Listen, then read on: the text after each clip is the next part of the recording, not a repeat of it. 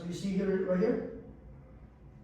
So you click on links, and then it's going to take you to the screen. You're going to go all the way to the bottom, and you're going to find this one. California Association of Realtors. And it's going to take you to the screen. Once you click on it, it'll take you to the California Association of Realtors website. And you're going to click on it, and then hopefully, if your laptop already has your login and password memorized, you just click login. And once you do that, it'll take you to this screen right here. And we are going to click on transactions, and I'm going to hit the yellow, which is this portion right here. And then once you click on the yellow, it's going to take you there. So this is the actual form. And remember, we are doing the California Residential Purchase Agreement dated June 2025. We have to make sure that we use the latest updated version of the RPA. We'll give you authorization to represent the buyer on the purchase of their home.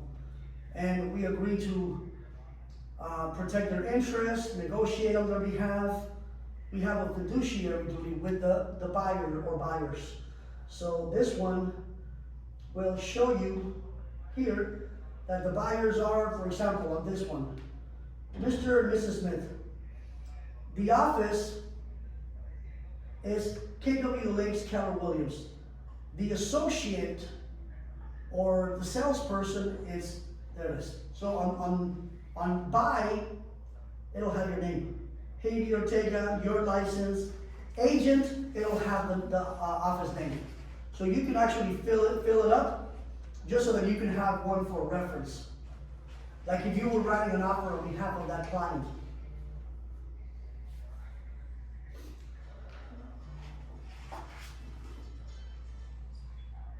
So, you have one printed or? I'm trying to see if because I filled one out for Okay. the client. I'm not sure that this, I think this was it. Disclosure regarding real estate. Yep, that's this one, yep. So this is the authorization for them to hire you. And then this is a 2-page document. Only the first page has to be acknowledged by the buyers or buyer and you. And then page 2 is just civil codes. Nothing needs to be signed. And then here it is. Here's the actual offer. So it'll take you to this screen right here. And the first thing that we gotta make sure is the date. When was the offer prepared? Date prepared. October the 17th. Let's make sure that the buyer's name is written correctly.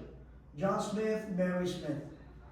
The property that they're acquiring or they're putting an offer on is 1234 Main Street in the city of Riverside. There's the zip code, assessor's parcel number, it's right here. And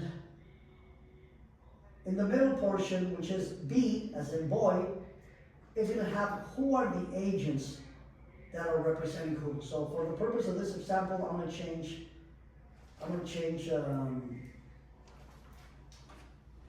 the listing office. I'm gonna put Remax. I'm gonna put Remax. Pick one. Call it Empire. And is it different? No, because mine is BRBC and. Correct. Yeah, oh, Correct. wait a minute, okay, now it makes sense, never mind. So I have the first, BRBC gets signed first, Correct. and once we have like an actual, this is like, This is once you guys are already looking at houses and the buyer's like, well, I wanna pursue putting an offer on this one. okay, This is the next step. So first, we get the BRBC signed along with an agency, because there's gonna be an agency before it gets printed at the same time as the BRBC. yeah. So that's basically what you have. And You then- guys signed that, and then you guys start looking at homes. Hopefully the buyer's pre-approved, and then this is where now we're writing the offer on behalf of Haiti. So right here I'm gonna put Mary Jones, just so that the names don't get confused. So Mary Jones is representing the seller, Ulises is representing the buyer, and there's the licenses of both agents and the offices. So now, under number 3, terms of the purchase. This is where we gotta pay attention. Hey, give me a price of a house. What do you think we should write the offer for? So that we can kind of give an example. 569. 569, so we're gonna put that under A, right here. 569. Yes, That is what we are going to offer? Correct. Not what it's listed, right? correct. Okay. So the house can be listed at 550, but Haiti wants to offer 569 because there's 20 offers on the table. Okay. So right here, we will put 569. Perfect, so we got that done. And then B as in boy says close of escrow, COE. When are we planning on closing escrow? You gotta check the little box, and hopefully it's less than 30 days. Especially in a market as competitive as the ones that we've seen recently, including this one. Few sellers are gonna accept an offer 30 days or longer. So we have to make sure that we work with lenders that can close our deals. If somebody says, hey, write the offer at 45, what? For what? There's no reason why any lender cannot close an FHA loan in 30 or less. I've seen them close them in 14.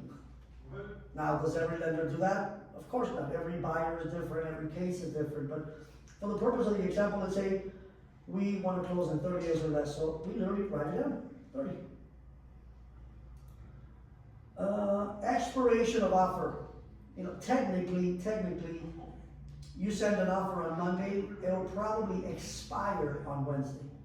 Okay. But if the listing agent has 20-something offers, they're probably not gonna get back to you right away. And then on D as in David, 1, initial deposit, that's the EMD. Initial earnest money deposit, exactly. So when we represent buyers, we want to make sure that the deposit is at least 1% of the purchase price when we represent buyers, so that it can look competitive and strong. So right here, we are going to put literally $56.90. And as you can see, oh no, $56.90.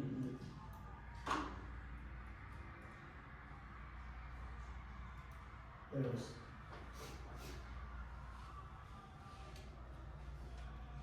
So under D as in David 1, where it says initial deposit amount, it says $56.90, and you see right next to it, it says 1%.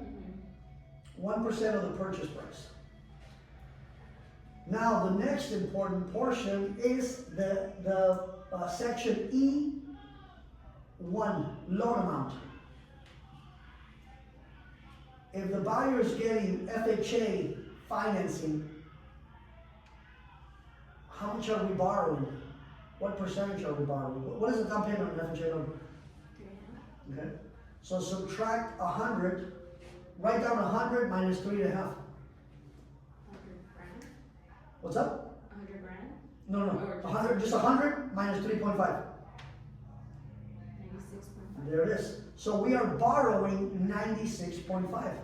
So now, write down 569. This is where 99% of agents will probably get this page wrong. I see it all the time. Even the ones that have been in the game long enough. I see it all the time. They don't calculate this. They don't like to pay attention. So when it says loan amount, you're gonna get the purchase price, which is 569. So you can even write it down so you can see it. 569 times 3.5%.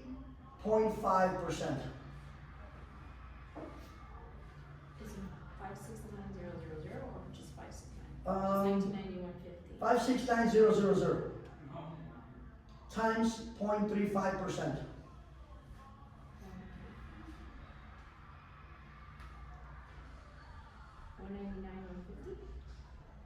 199. Let's check it out here. So it'll be 569 0.35. times 0.35%. Okay, so then.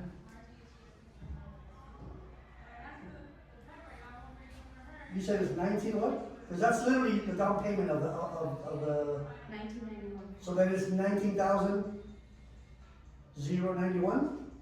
This is what I get. Okay, so 19,915. Okay, 19,915. That could potentially be your down payment. So now let's subtract 569 minus 19,915. What do we get? This is where most agents will miss the mark. So our purchase price minus our down payment. So here it is, purchase price minus our down payment equals our loan amount. So how much is our loan amount? 549,099.85. Okay. 549? Yes. What else? 099.85. So we are gonna verify if those numbers are correct. So that will go under E1, right there. So let's see, 549,099. And if it's correct, it should say in parentheses 96.5. And guess what? You were absolutely right, young lady. Most agents will never know how the heck did we get this. They'll be like, whoa, where did this come from? Well, you got the purchase minus the down payment equals how much are you borrowing from the bank. I'm telling you, as simple as it is, most agents will get that wrong 9 out of 10 times.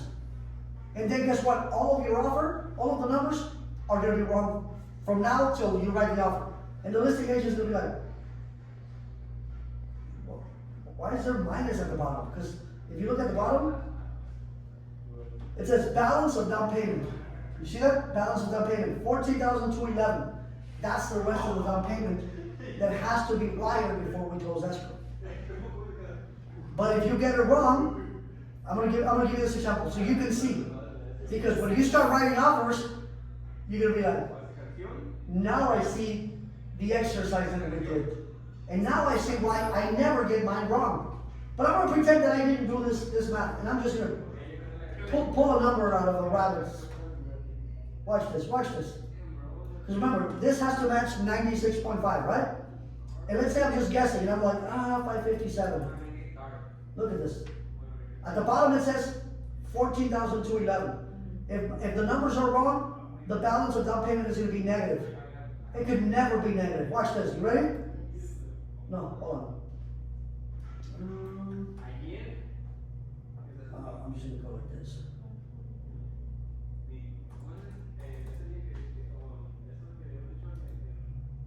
You see in parentheses?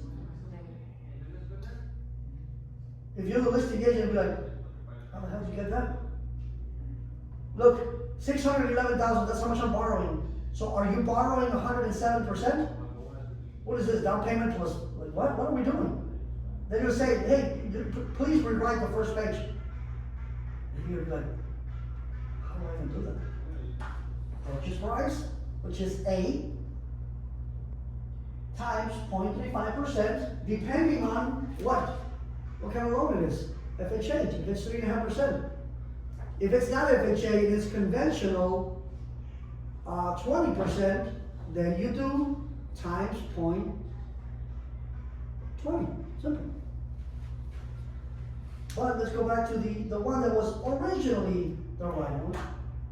549,099. Look, we're gonna go back to, there it is. So the balance is 14,211. This is the first page. So far so good? Yes. All right. Because this is what you're going to be writing a lot of offers. This is how you're going to write an offer. Literally, I'm going to give you grace. You're probably going to write it in less than 10 minutes. Maybe quicker. You're going to be like, no. Yeah?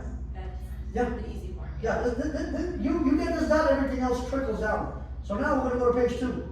Look at the top. What does it say? G1. Seller credit to buyer. This is where you put if you're asking the seller to pay buyer's closing costs. Okay. So imagine if Haley misses that, and I'm the buyer, and I'm assuming the seller's paid for my closing costs. You didn't put anything, I'm assuming you know what you're doing, offer gets accepted, we're about to close, and the lender says, you gotta come up with your down payment plus all of your closing costs. I'm like, no, I'm not. My agent told me that seller was covering them. He's gonna be like, no, they're not. She didn't even put it on the contract. Everybody here is gonna miss it. A lot of agents are gonna be working for free. This is where lawsuits happen.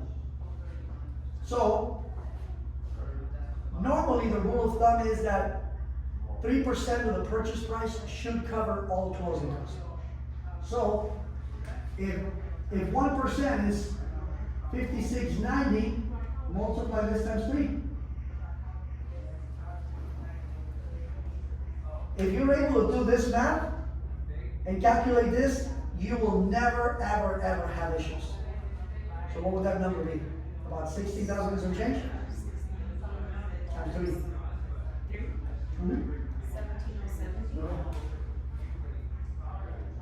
1707? Is that 100? 17,070. Yeah, Okay. yeah. So that will go under G1. So you click on seller to credit buyer. Real men wear pink. It's all good. So you click on seller to credit buyer, because if you don't click on the checkbox, guess what? You can't write anything down here.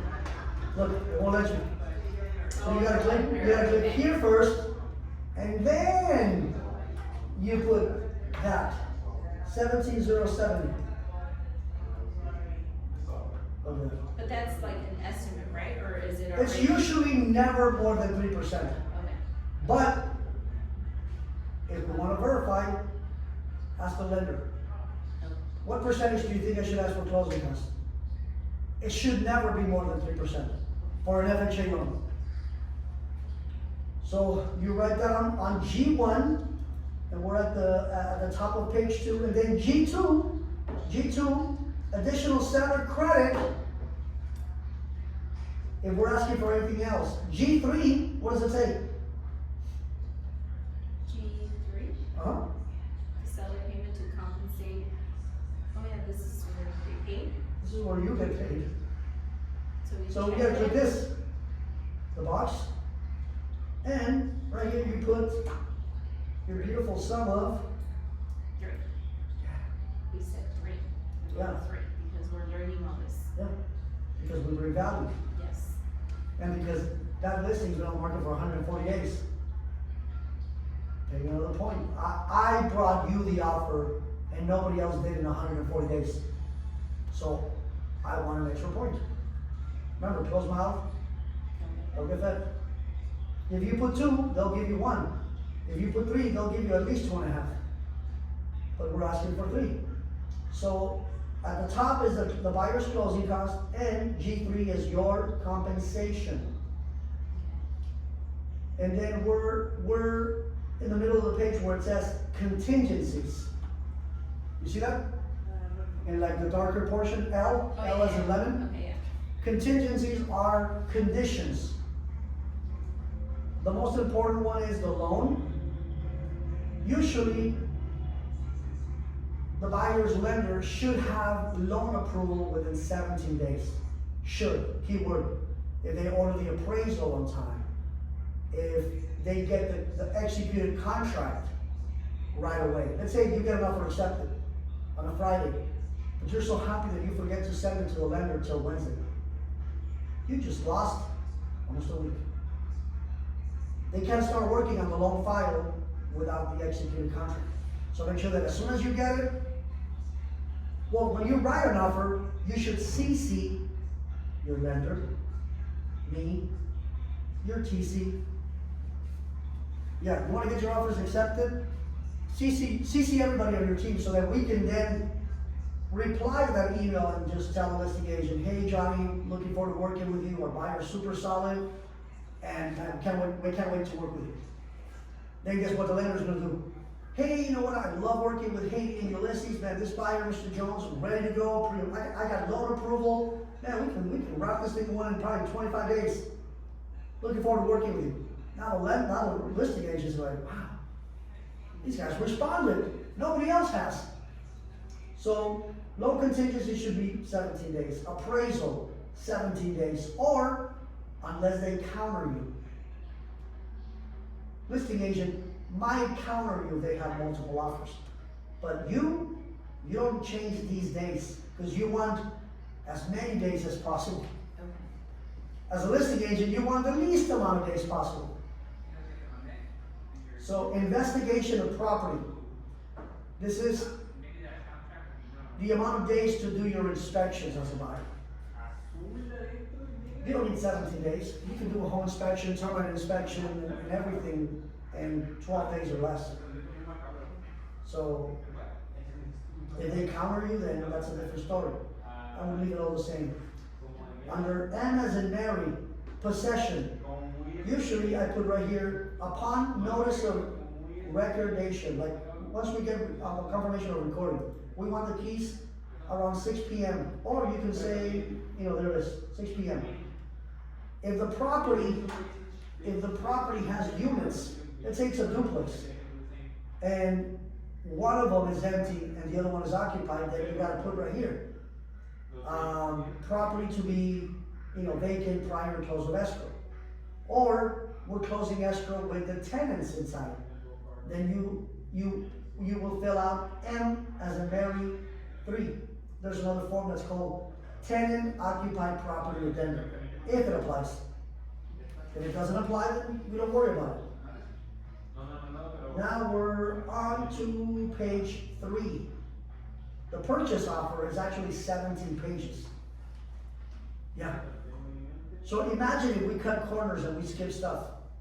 It's going to be an absolute nightmare. So, top of page 3, where it says P as in Paul, items included and excluded. This is where we type up what items are going to be included in the sale. So if you showed a property that has kitchen appliances, refrigerator, washer and dryer, don't assume that the seller is going to leave them. Because what if they're staging the house? And you're like, oh my God, the property looks beautiful. And you don't put it in here, seller's going to say, well, I guess they didn't want the appliances, I'll take them to my other flip. And you do your final walkthrough, and guess what? There's nothing in the kitchen. Your buyer's going to look at you and be like, what happened to my appliances? Then you're going to panic, call the listing agent without verifying this. Listing agent, if the listing agent's like Sophia, Arlen, or me, we'll be like, you didn't ask. So my seller took them. Now you're going to panic and be like, what do I do? Well, that's a great question. You might have to give a housewarming party, a washer, dryer, refrigerator, and depending on the size of the deal, you may be in the negative. So always check the boxes that apply. So what I like to do, I sometimes put all visible appliances to stay home. But you could also be specific and put dryer, dishwasher, refrigerator, video doorbell. Like you could be as specific as possible. And you can put right here ceiling fans.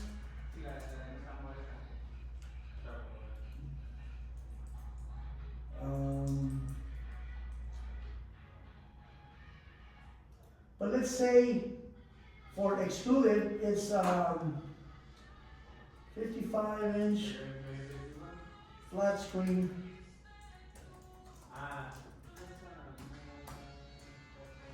So if I put this, what am I saying? Under P as in Paul 2. Those are not staying. Exactly. So if the listing agent says, hey, by the way, I know there's TVs all over the house, they're not staged. They're actually going with my seller. So I will put it here. Why delay the transaction if they already told you they're not staying? You're asking for them. Right. All TVs to stay. I'm going to call you and be like, hey, you know the conversation that we had? We just wasted 2 days. I need you to remove it or I'm gonna go to the next offer. It's, yeah. What's the point? Like, why would you piss somebody off? Yeah. And I've seen it happen. So, if they tell you that something is not included, then don't include it. Q as in queen, number 1, natural hazard disclosure. That is usually a report of around anywhere between 80 to 120 pages. That's an NHD, better known as the NHD. That one, for the most part, 99.9% of the time is paid for by the seller. That will tell you if the property is in a flood zone, in an earthquake fault area, which technically Southern California falls within the San Andreas Fault. Right, especially. All of the houses do apply, but I still see some of them that say, no, we're not. If we wanted to get technical, and it does apply. I think that the whole 15 falls. All of it, yeah. So seismic, flood, fire zone, that report will tell you. So right here. This is for buyers, so we ask them. Exactly, look at that. And then we put provided by, we can put Snap NHD. And you can even be as specific and put our business partner, Barbara Moody. One of our dear friends and business partners. She's been in the game so long. There it is. So when we open escrow knows who to order the what? The NHD from. And then optional, wildfire disclosure. If you're helping your buyer buy a property where there may be potential of fire, guess what? I would ask the NHD company to include the wildfire disclosure report paid for by the seller, and still ask Snap NHD. Let me know if I'm going too fast, because this was crucial. I want to make sure that you and everybody that's going to be watching the video will understand. So far, so good with the NHD? Yeah. Okay, so under Q, as in queen, number 3. Under A, I'm going to put termite report. And guess who we're going to ask to pay it? The seller. And for B, guess what we're going to put?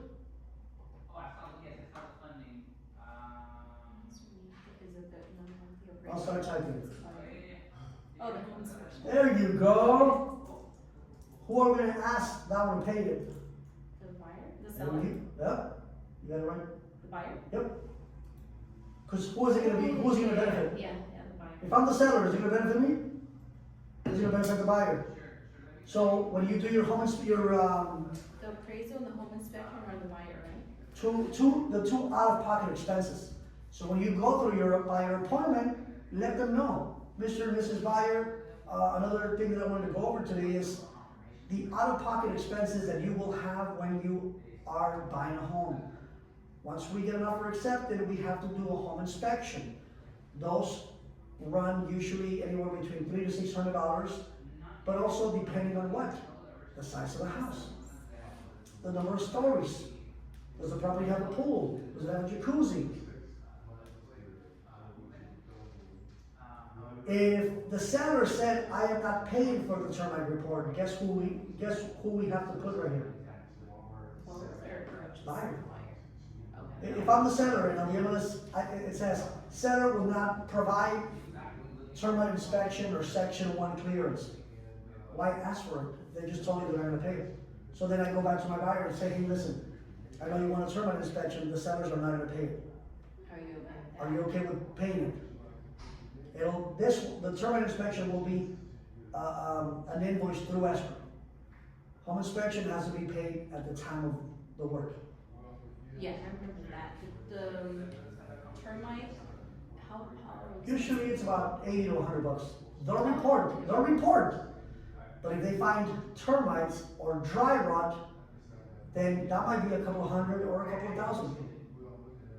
And it still wouldn't fall under the seller? If they disclose, you can still ask for it and see what happens. But I would have the conversation with the buyer before we write an offer and say, hey, per the MLS, it says that the seller is not going to provide a report or pay for any work if needed.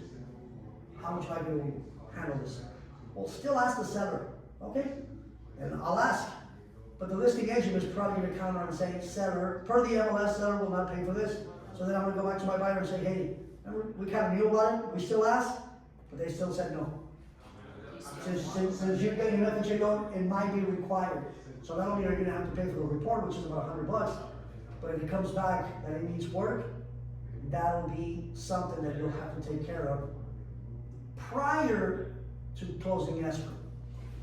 Or we don't put it on the offer. Because if we don't put it on the offer and the appraiser doesn't call it, then it's not a requirement. I've seen cases where I thought it was gonna be called by the appraiser and it wasn't called, and I didn't put it on the contract. So now my buyer wasn't required to take care of it prior to close of escrow, but after. Again, it depends on the conversation. If Haiti wants it done prior to the close of escrow, just so that she knows what she's getting herself into, then I gotta write it on the contract, and if it comes back to $2,500, we can get a second opinion, but the second opinion might come back $1,750. That invoice is gonna have to be paid by you, Mrs. Buyer, through escrow, plus the $100 report. So now we are on Q4, smoke alarms, carbon monoxide detector, water heating, bracing. How many braces does a water heater have to have? 2. And who takes care of the smoke detectors and carbon monoxide? The seller. Yep, so we put it here. Escrow fee, Q7. Always put each to pay their own. Because fees, I would always look at the contract, and sometimes agents would put each client to pay 50-50. Well, it's not always 50-50 because the seller has to pay more since they're paying commissions and an HD and city taxes and county taxes. How the heck can it be 50-50? We don't have the same amount. So each to pay their own fees.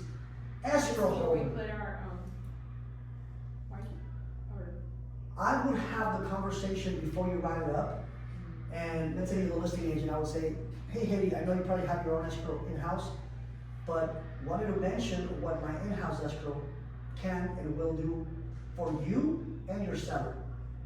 If we use Lago escrow, your seller will get their wire of their proceeds free of charge. Normally it's like $50 to $60 wire. That fee will be waived. And your office will get your commission check. Instead of a check, you guys will get it wired to your account. Which means that your broker and probably you will get paid faster at no cost if you allow us to use our in-house escrow. Listing agent will be like, oh heck yeah, I don't want to wait 3-4 days until that check clears. Wire me that baby. We get the business of the in-house escrow. They will waive the $50 or $70 wire fee per. So sellers and listing office get their money faster. So right here where it says escrow holder, you can put seller's choice, or you can put, there it is, Lago escrow. Q8, owner's title insurance policy. It's always seller's choice. And you can even go as far as putting lawyer's title. Lisa, what's that? no, I just wanted to read. Here it is. Seller's choice, lawyer's title, Lisa favorite. And then on Q10 and 11, county taxes, city taxes, seller, both of them. County and city, Mhm. seller, If the property falls within an HOA, always put the seller to pay for those.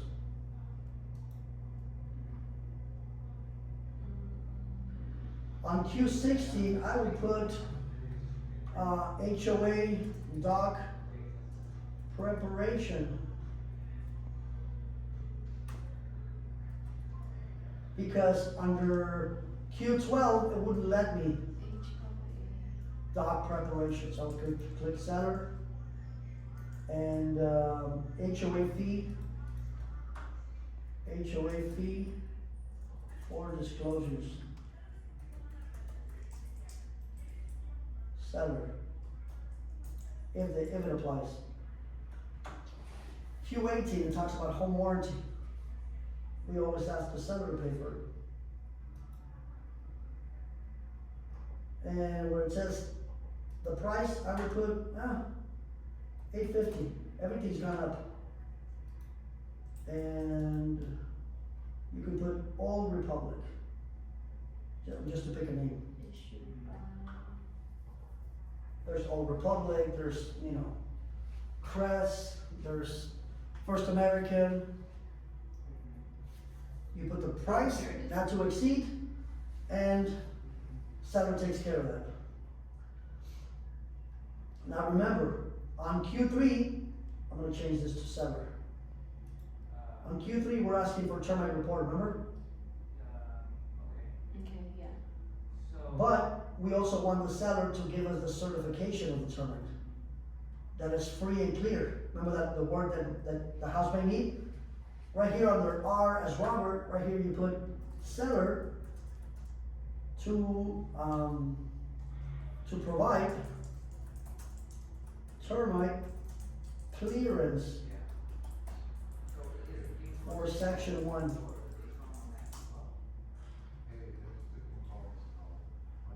The termite report,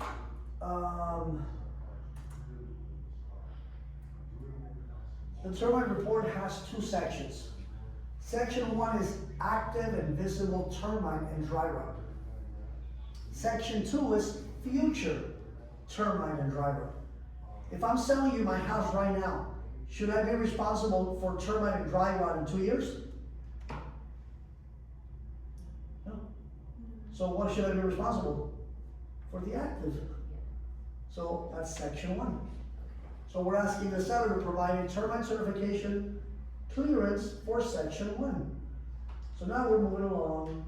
This is, I believe this is page 7. And most of this is terminology. What is the EMD? What is initial deposit? What is the first loan?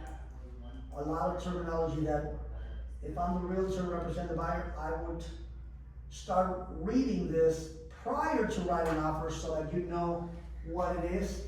Because eventually you're gonna have a buyer that's gonna tell you hey, what is that page? You're gonna have some engineers, some doctors that are gonna be analytical and they're gonna want you to explain them page by page. It's important that we know this. Now, this is page 4 of 17. Same thing. The next page is literally more terminology. What is occupancy? Well, buyer intends to occupy the property. Condition of the property. Seller to remain in possession. That means that we're closing escrow and the seller is still living in the house 2-3 days free. What is close of escrow? What are contingencies? What is the appraisal? All of these are terminologies that are important and I would strongly suggest all buyer agents to go through it and understand it. And remember, after every page, buyer has to initial.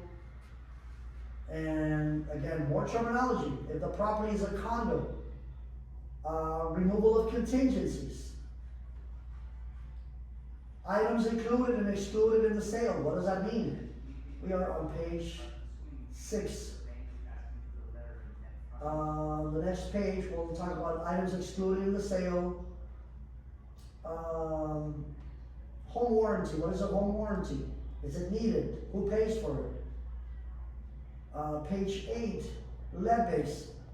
If the property was built prior to 1978, the seller has to provide a disclosure about lead base, which means that there may be evidence of lead in the paint, because back in the day, the paint that companies use to paint houses, that material or those ingredients had lead. So if you start scraping the layers of paint on old houses, you're gonna see the fresh one that was painted a year ago, but if you start peeling all the layers, you might get to the original one. Well, that one, if you go like this, and you start going like this, little kids that don't know, you might be licking paint that might contain lead. that will be hazardous to somebody's health. What is fire hardening, disclosures, termination rights, these are all terminology. Withholding of taxes, Megan's Law, this is on page 8. If somebody says, example, and I have this question. Ulysses, are there any registered sex offenders in the area? That's I. Even if you know that there's a sex offender living 3 houses down, you gotta send your clients to this website. Hey, that's a great question. I don't wanna give you the wrong information. I think it's very important. I would go to the meganslaw.ca.gov and definitely I would encourage you to do your due diligence. And guess what? Now you don't put it on you. Right. Because what if you say, no, I checked and it's clear. Next thing you know, there's 7 sex offenders in that area, and Haiti has girls, and she's not gonna be a happy camper when she realizes, and you said we were good. So not putting on them to do their own due diligence. And then they'll tell you, yes, I'm okay with it, or no, this is an issue. Is it a condo? Does the property have solar? Does the property have balconies? Buyer investigation of property condition, that's the final walkthrough. What is that? A final walkthrough is prior to closing escrow, you and your buyer go and check out the house and make sure that it's in the same condition as when they saw it before they put it on. Because what if there's broken windows and the house is vacant? What if there's squatters? By the way, I've gone through that. What if they stole the AC? What if they stole the appliances? You don't do a final walkthrough, buyers will be like, hey, we have a problem. And all of that could have been prevented if what? We would have done the final walkthrough, which would have taken you no more than 30 minutes. But, you know, we decided to cut corners, and now buyer doesn't want to close escrow, or worse yet, they want to retain an attorney. So always do a final walkthrough. Now, if the buyer, and I've had those cases where they say, you know what, we're gonna be out of town for the final walkthrough. We already signed loan docs, we already wired our money, we're just waiting on the deal to close. We're gonna go out of town for the weekend. Well, before you guys leave, do you guys wanna do a final walkthrough? No, we're good. Okay, well then, if we don't wanna do a final walkthrough, I'm gonna have to send you the final walkthrough form, and I need you to check the little box that says waived, because we're technically waiving it. Right there, you're releasing any harm in case something happens. But always give them the option. Title, how are we gonna take title? As husband and wife, as single, married, unmarried? Escrow will give them a paper where they can decide how to take title. Because if we start advising them, that might have tax implications, tax benefits, and tax consequences. Somebody could say, well, I'm married. Okay, are you guys taking title as community property or as joint tenants? Joint tenants might be, Haiti and I are married, but something happens to me and I die, she automatically gets my 50%. Or, if I decide, we're married, something happens to me, my 50% goes to my kids. You see how this could impact? Next you know, somebody passes, you guys took title the wrong way because somebody said, I think you should do this because I did it. Now the kids are having issues because we didn't explain, or we didn't give them a reason so they can make a decision on their own. So we never, when they ask me, hey, how should I take title? That's a great question. You know what, I would ask your CPA, because this is gonna have tax implications, consequences, pros and cons. I don't wanna give you the wrong info. Taxes and CPA advice is not my field of expertise. Come to me for real estate advice, I will give you the best one ever. But this is out of my comfort zone. And now you're like, my real estate broker license says broker. It doesn't say CPA broker. No, like I know my limitations and I stay in my lane. So title investing, we cover that. Time periods, removal of contingencies, what does that mean? Those are the time periods, and those can be extended, altered, modified. Seller delivery of documents on page let's see. Page 10. Seller right to cancel, buyer right to cancel. I would definitely take the time to go through these because I'd rather we know how to explain them and the buyers rarely ask than you're in front of them and they ask you what is this and you're like, well, let's read it together for the first time. Want to get away? Buyer right to cancel. Notice to buyer or seller to perform. E. That's on page 11. At the top of the page 11, it says notice to buyer or seller to perform. That means that if the seller is not performing for whatever reason, the buyer is going to send the seller a notice to perform. Like, get on it. Within the first 7 days, the listing agent has to deliver disclosures to the buyer. And let's say we're in day 14 and they still haven't given us the disclosures. We as the buyer agents have to give the sellers a notice to perform because they're not performing. And how do we do that? Is there There's a form. Oh. Yep. It's called notice to buyer or notice to seller to perform. But let's say the buyer's not performing. Let's say I send you the disclosures and you haven't called me back, you haven't texted me, you haven't returned them. I don't know if the home inspection has been done because you're not communicating with me. I'm going to send you a buyer's notice to perform. Like to our own client? to you. I'm going to send it to you. The seller can send it to. Well, the seller through me. Okay, look at that. Because I'm going to communicate with myself, be like, I don't know what's going on with the buyers, they're not communicating. I'm going to send them a notice to perform, so I'm going to send it to you, Mr. Seller, so you can sign it, and then I'm going to send it to Haiti, the buyer's agent, and then she'll send it to Maria, her buyer. So once you get it, you got to let Maria know, like, hey, you know what? We got to perform because if not, the sellers have the right to cancel and potentially keep our deposit. So don't sleep on that form. Demand to close escrow. After you get a notice to perform, if you still haven't performed under G, they might send you a demand to close escrow. Like, we need you to close escrow ASAP or we're canceling and your deposit could be bye-bye. So this right here. Yeah. Or if the transaction is bigger, 800,000, but instead of 1%, they ask you to put 2%. That's 16, 18, 20 grand could be on the line. Demand to close escrow. Repairs. If repairs, this is under 15. If repairs have to be done, they have to be requested in line. There's a form called request for repairs. And if we do have to request repairs, there's a form and we will get to that. This is just preparing the offer. We're submitting the offer. Here it is, number 60, final verification of condition. That is the final walkthrough. You see that one? Under number 60? Yeah. Final verification of condition. Buyer shall have the right to make a final verification of the property condition within the time specified. And that is usually 5 to 7 days prior to the close of escrow. And a final walkthrough is not a contingency of the sale. You don't have to do it. And you can still close escrow.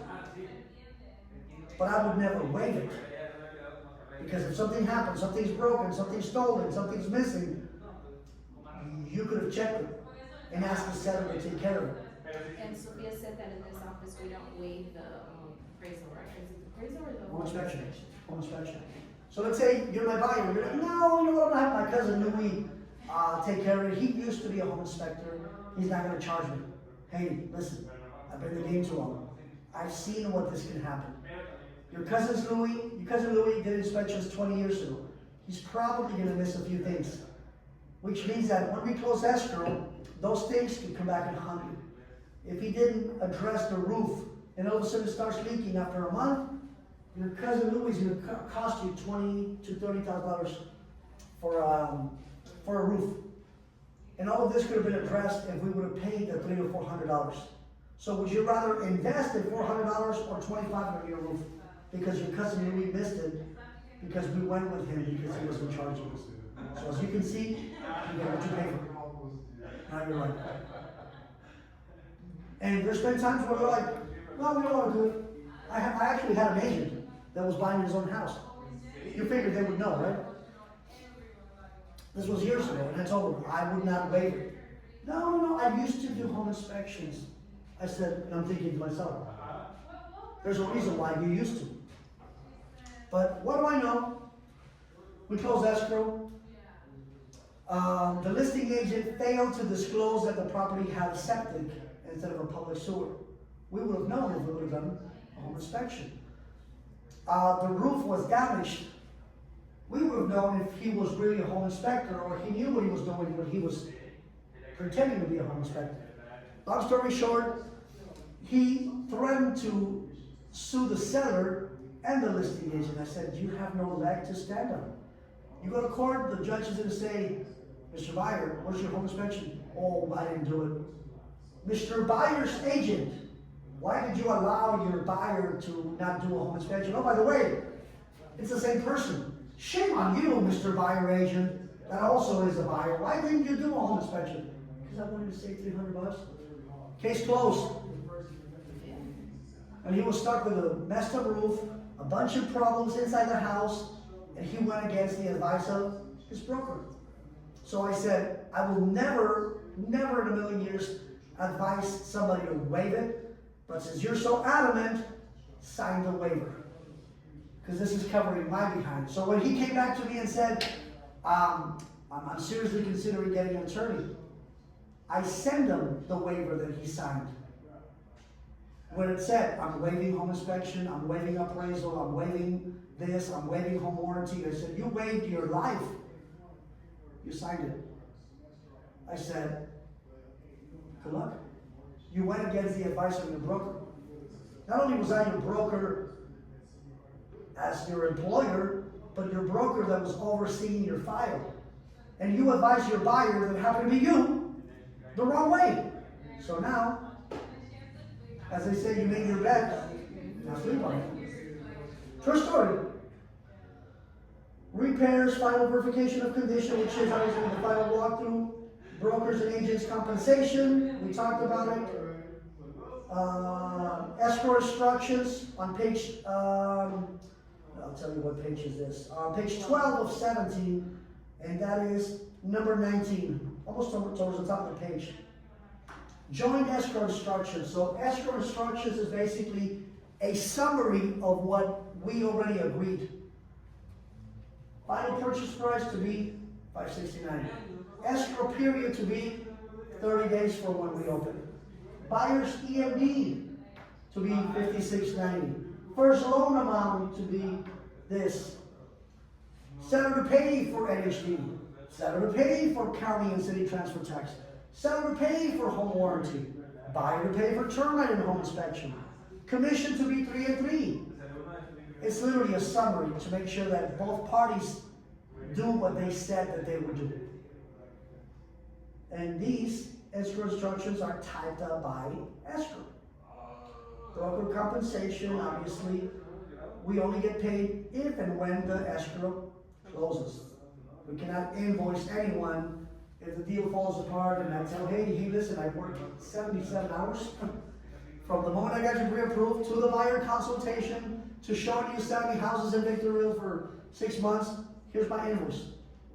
Unless they agreed that they would, we don't charge or get paid any compensation unless we close.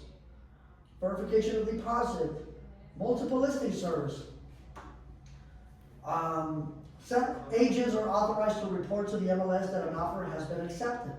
If you're the listing agent, you have to change the status from active to pending. How long within a day or two. You don't want to mislead the consumer. And if you don't change it to pending, those days in the market are going to continue to accumulate, which are going to be bad. Like, man, that house sold in 200 days, but it actually sold in 30. Attorney fees, we don't deal with that. Equal housing opportunity, obviously we don't discriminate anyone for no reason. Definitions, what's an acceptance?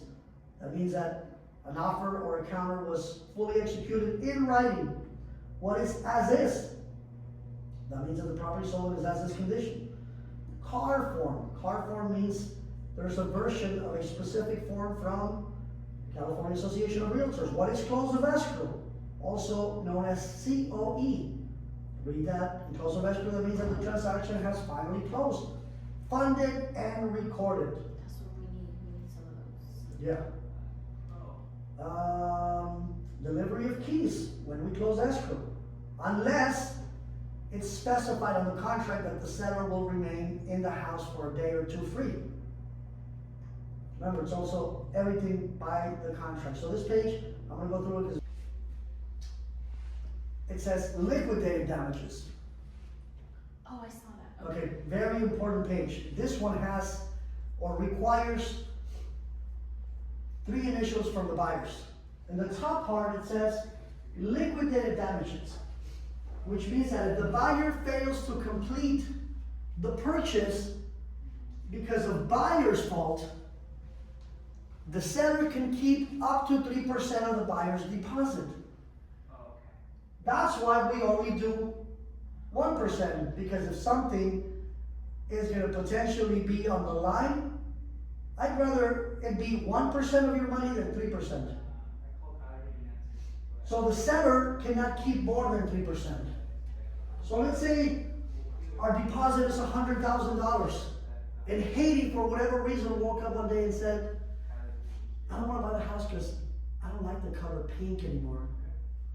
Is it a valid reason to cancel on day 27? No. You can still cancel, but there will be some consequences. You put $100,000 of EMD.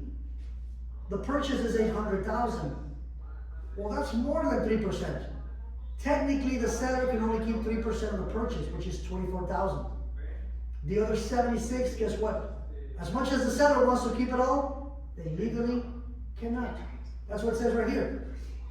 The amount should be retained shall be no more than 3% of the purchase price.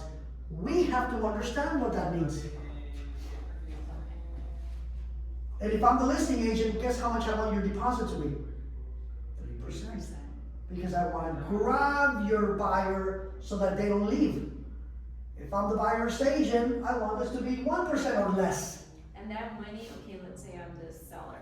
Mm-hmm. I keep it, right? If I'm the seller and I keep the 3%? Well, here's the thing. There's offices that will say, you're going to keep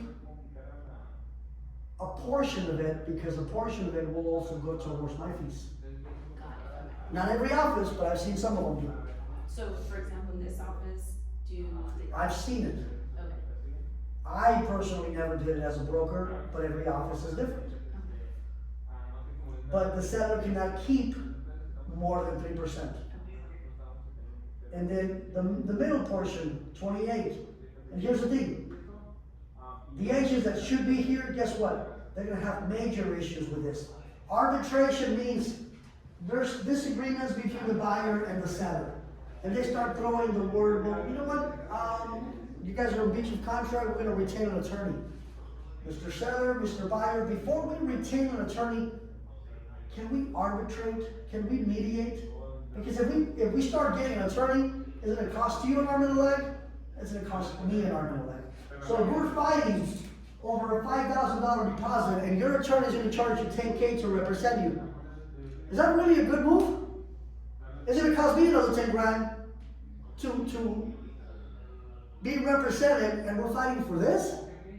Let's sit down, let's have a meeting of the minds. Let's have an arbitration board, somebody that's neutral, that will listen to both sides and will come up with a decision that's better and less costly. Are you okay with that? Okay, that's what this is. Correct. Most agents have no clue what that is. And they send this via DocuSign to the client and the buyer signs. They have no idea what the heck they signed. We should know this. Here it is, this one. By initialing the space below, you are agreeing to have any dispute be included in the arbitration. Again, have a neutral third-party person help us decide the outcome. It's going to be way less expensive than if we go through the courts. Way less. So that's page 14. Page 15. Again, appraisal, terms and conditions, time of the essence. Time of the essence. The minute that you open an escrow, whether it's a 30-day escrow, 20-day escrow, 21-day escrow, every day counts. Time is of the essence. legally authorized signer, who is authorized to sign the offer? If Haley is 17 years old and she wants to buy a house, can she? You do, unless you're emancipated or somebody legally signs on your behalf. Most agents also will never know that, because why should I learn this? Expiration of offer, we mentioned that unless it's stated, it expires after 3 days. And here comes the good part. Page 15 of 17 at the bottom, buyers will sign the offer and date it. John Smith, Mary Smith, and then we date it. So we date it, 10/17, we'll sign both initial, right here on the green. And if the sellers agree to the offer, they will initial right here. Acceptance of offer. If they agree to the offer, this is what they'll do. If the sellers agree to it, then they will sign here. They will put right here, I don't know what you put. I like Ronald Madrid, so hey, your seller, Cristiano Ronaldo just accepted your offer. I'm a messy fan, I'm sorry. Oh. I'm sorry. I've always been a messy fan. Don't let me do my celebration of Ronaldo. Soon. I know, I had to throw one. So, Cristiano Ronaldo just accepted your offer, so now you really have to perform, because now you're a Messi fan. I will send you a notice of perform on day 17. Now, if you were a Real Madrid fan, I maybe send it on the 19th. But just so I know, it's on. It's on. That's it. No leniency against Barcelona crowd. Darn it. Yeah. I should have stood quiet. You should. I should have stood quiet in class. You should have. You should have been like, bite the bullet. What's wrong? Yeah. Nothing. No. Nothing. I don't like the contingencies. Yeah, exactly. So, buyer initials, if the seller accepts, seller initials, and then I will sign here. So if we're doing a DocuSign, buyer sign, buyer's initial, and then Katie, or Haiti right here, I'm thinking Katie because I was my assistant for 8 years. Haiti will be the buyer's agent. She will sign here electronically. So you will have your name here, representing Maria, the buyer. And then the listing office will sign here, buyer's initial, when the, right here, presentation of offer, look, on page 17. The listing agent has to put their initials here, so that the buyer knows when it was legally presented. Because what if Maria presents an offer, and I didn't get my offer accepted? I'm like, well, I never released this, even presented my offer. I have to legally, if she requests, give her page 17, initial by me on when the offer was presented. And we also have to put right here, there's a portion where the seller can put rejected offer. Seller counter, accepted, there's a portion that says, oh, here it is, offer not accepted. You see this? So let's say Haiti says, you know what, I don't even know if you present my offer. I've seen a lot of Real Madrid crap on your page. I don't think you presented my offer because it had the Barca logo. You're right. I didn't want to, but legally I had to. I did present it. Show me the page where they rejected the page. Okay? So the sellers will initial on offer not accepted and the date. And be like, here you go, Barca fan. Sue! I had to do that. I love that. And then we open escrow. Escrow will stamp. Right here on escrow acknowledgement, they do a stamp. And it has, like, for example, log of escrow, the date, the address, and federal reporting requirement. Obviously, escrow has to disclose anything pertaining to who the purchaser is, required information, delivery of information, so both parties acknowledge. Buyer's investigation advisory. This means that the buyer or buyers have the right to inspect the property. They have the right to do their own due diligence, including home inspections, termite, septic, if the sellers are not willing to pay for it, and the buyer agent too. So here we go. This is page 1 of 2. If I tell Haiti, hey Haiti, you know what, the neighborhood around this house is super quiet. But Haiti drives the middle of the night, she's like, oh hell no, this place is rough. I noticed 2 shootings, 1 mugging, and 2 Real Madrid players playing in the backyard. This is unacceptable behavior. I want the buyer to do their own due diligence. They sign possible representation of more than 1 buyer. If Haiti is representing the buyer, she might have 2 buyers asking her to write an offer on the same house. You have to disclose it. If I'm the listing agent, somebody can ask me, hey, I don't have an agent. Can you represent me on your listing? I have to disclose. Because what if my seller says, I don't want you to double end it? In 20 years, I had 1 person tell me that. I was like, that's fine. She's like, I don't want you to represent a buyer. Okay. She's like, I'm not going to sign this. Okay. So that tells you 1 out of, I don't know, 3,000 offers written, or so then they sign, everybody signs, initials, signatures. Fair housing and discrimination advisory. Obviously, it just mentions that we cannot discriminate anyone for no reason.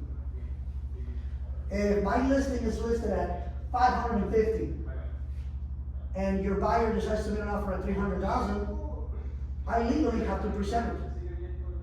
And I'll tell my seller, hey, listen, Maria, I know the offer is 300,000. I know you're probably not even going to want to bother looking at it, but legally I have to present it.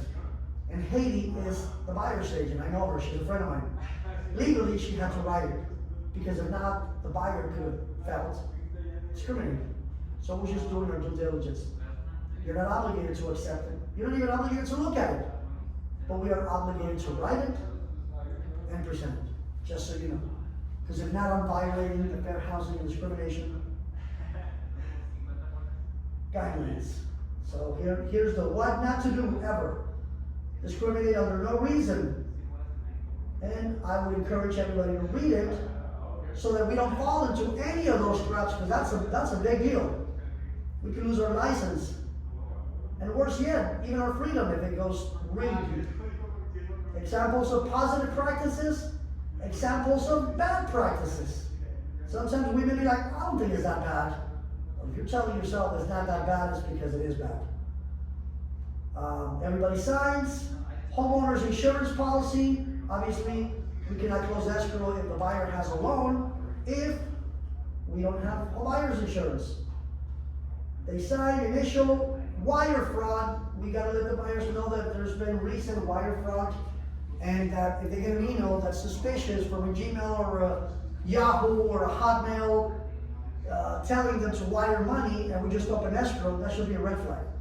Because the only person that's going to let them know, it's actually escrow itself. And that would be towards the end of the transaction, at the beginning. And if there's a wire that needs to be made, you would know about it, which means you would advise your buyer. Right. So if we just open escrow, all of a sudden we get a Hotmail email, wire me $56,000, that's a red flag. Please don't do it. Let's have the conversations with the buyers. Everybody signs. California Consumer Privacy, obviously we don't sell their data, their information as part of a database. They acknowledge it, and we are done. Yes, that's why it's important that we understand how to read it, how to interpret it, how to fill it out, because as buyer agents, we're doing all the prospecting, all the phone calls, all the door knocking, prospecting in person, open houses, booths at local events and vendors, for the purpose of attracting sellers and buyers. Well, when we start our career, we're going to have more buyers and sellers, which means that if everything goes well, we're going to be writing a lot of offers. This is the one form that we need to memorize from top to bottom, left to right, sideways, you name it. Memorize this form, because the quicker you memorize it, the quicker you're gonna be able to write an offer. And if you're writing multiple offers, let's say you show properties to 2 different families and both of them want to write an offer, and you have one meeting at 3 and the other one meeting at 4, do you want to take 2 hours to write an offer? Nope. And guess why it'll take that long? We haven't even logged into Zip forms. Shoot, where's my password? Where's my login? I can't open the form. Yeah, Look how the devil wanted to throw a wrench ball. And that's an experienced broker. Imagine somebody that's in front of the client and hasn't logged in ever. You are gonna have a meltdown. So hopefully, well, you won't, because I'll be there. Hopefully today was helpful for those that are gonna be watching the video on our Facebook group, on YouTube. My YouTube channel is The Vega Team Homes. Subscribe. You can see all of the training sessions under a playlist that says Real Estate Coaching Trainings. The Vega Team Homes or Ulysses Vega Realtor, one of those will take you to my page. Again, hopefully today was helpful, and I hope this definitely gave you all a different perspective on how easy it is to write an offer once you understand the forms, how to fill them up, what to cross out, what to check, what verbiage to write, what not to write. So thank you all for attending, and for those that are going to be watching the video, definitely save it, watch it a few times, take notes, so that next time you are writing an offer, you are an absolute pro.